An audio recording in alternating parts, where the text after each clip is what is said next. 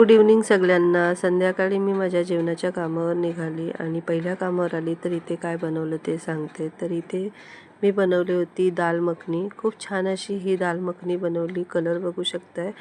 आणि हीची रेसिपी पण तुमच्यासोबत नक्की शेअर करेन। माझी ही फेवरेट दाल आहे।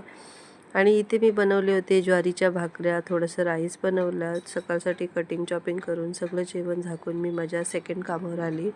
आणि इथे काही जास्त बनणार नव्हती। मॅडम आणि सर इथे मटण बनवणार होते, त्याच्यासाठी कटिंग चॉपिंग करून ठेवली। थोडीशी कांदे आणि लसूण वगैरे भाज्या वगैरे कापून ठेवल्या आणि चपात्या बनवल्या, राईस बनवला आणि इथलं जेवण सगळं झाकून निघाली।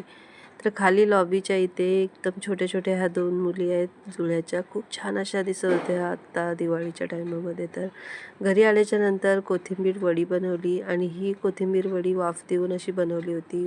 बटाट्याची कापं बनवली आणि कोकोनट दही कढी बनवली, राईस बनवला आणि छान असं जेवून घेतला। त्यानंतर मग मी शंकरपाळे हे खाऱ्या शंकरपाळे म्हणजे एकदम नमकीन असतात तशा बनवल्या होत्या। ह्याची रेसिपी नक्की शेअर करेन।